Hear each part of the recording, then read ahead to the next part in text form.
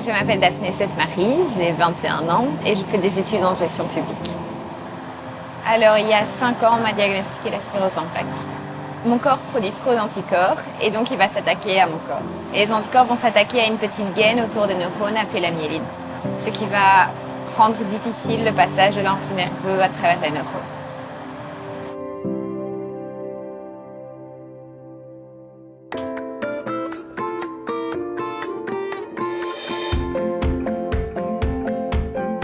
Je suis étudiante en gestion publique, donc ça touche à la politique, à la loi, mais aussi aux institutions européennes et création management d'entreprise. Il y a 5 ans, je ne sentais absolument plus rien dans mon bras. On en rigolait, puis ça s'est étendu sur tout le côté droit. Là, on a fait plusieurs examens pour me diagnostiquer la sclérose en plaques. Le symptôme, le premier tout le temps, c'est la fatigue. Quand ça arrive, c'est là, on ne peut rien y faire et on ne sait pas combien de temps ça va durer. Ouais, il n'y a vraiment rien à faire. Quand c'est là, c'est là. Même si j'ai passé une bonne nuit, ça peut m'arriver, quoi. Je dois dormir 2 heures en plus parce que c'est pas possible pour moi de faire certaines choses.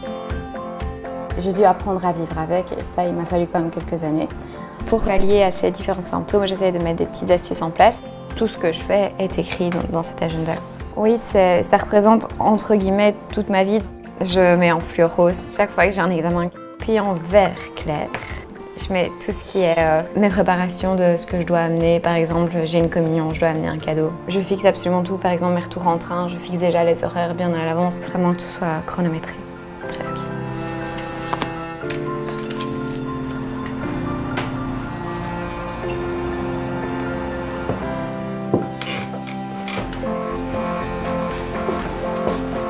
Je pense que je vis normalement, mais c'est vrai que entre guillemets, je suis pas normale dans le sens où je dois faire attention à beaucoup plus de choses. Donc, ma vie n'est pas aussi spontanée qu'un jeune de 21 ans, je pense, mais je suis pas non plus extraterrestre.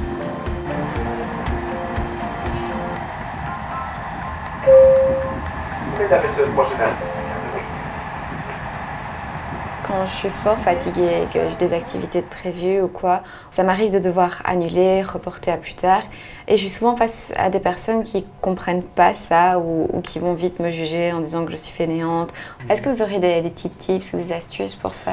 Donc je pense que les amis proches, si vous avez l'impression qu'ils s'éloignent, je pense qu'ils ont peut-être besoin de plus d'informations de votre part, de bien essayer de leur faire comprendre que leur fatigue, c'est pas la même que la vôtre, que vous allez peut-être ne rien faire, vous levez le matin, j'ai rien fait spécial la veille, je me lève, paf, c'est pas le jour, je suis déjà fatigué, et que vous n'avez aucun contrôle dessus.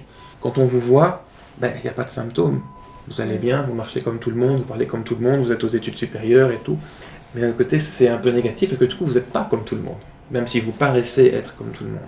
Et donc, il y a cette notion-là d'explication à faire, donc ça vous incombe. Et ça permet quand même souvent d'éviter les trajectoires qui s'éloignent. Ouais. Parce que le soutien des autres, il est quand même extrêmement important et on en a tous besoin. On est des animaux sociaux quand même, globalement, donc on en a besoin. T'as la sclérose en plaques? Concrètement, je pense pas qu'elle nous l'a dit dès le début. Je pense qu'elle au début, elle le savait pas surtout. C'est pour ça qu'elle nous l'a... Mais dès qu'elle l'a su, elle l'a dit. Mes 2 meilleures amies comprennent ce que je vis. Leur expliquer n'a pas été trop difficile, dans le sens où on a grandi ensemble, donc c'était pas vraiment un problème. Daphné a toujours eu tendance à se surexploiter. Elle est fatiguée, elle viendra quand même parce qu'elle ne veut pas montrer que ça va pas, qu'elle est fatiguée. On la voit comme ça, on ne sait pas qu'elle a quelque chose, quelqu'un qui ne la connaît pas. Elle vit sa vie, elle fait des études. Oui, elle est peut-être malade, mais on peut se dire que c'est autre chose. Ça oui, elle s'en sort super bien. Elle est battante, elle est courageuse. Mais des fois un peu trop têtue.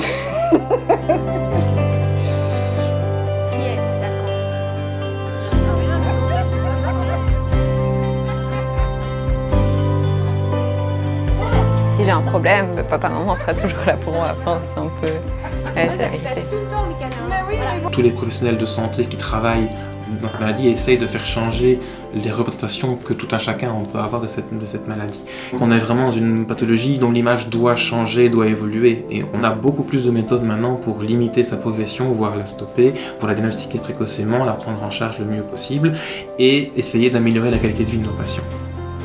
C'est pas parce qu'on a la sclérose en plaques qu'on va terminer en chaise roulante. D'ailleurs, avec l'avancée au niveau des traitements et tout, pour le moment, quasi sûre que je terminerai pas en chaise roulante. J'aimerais qu'on ne juge plus la personne parce qu'elle est debout, elle a rien quoi. La sclérose en plaques, c'est pas je n'ai pas rien, mais c'est juste qu'il y a des symptômes sur le côté qui sont plus handicapants que ce que j'aimerais.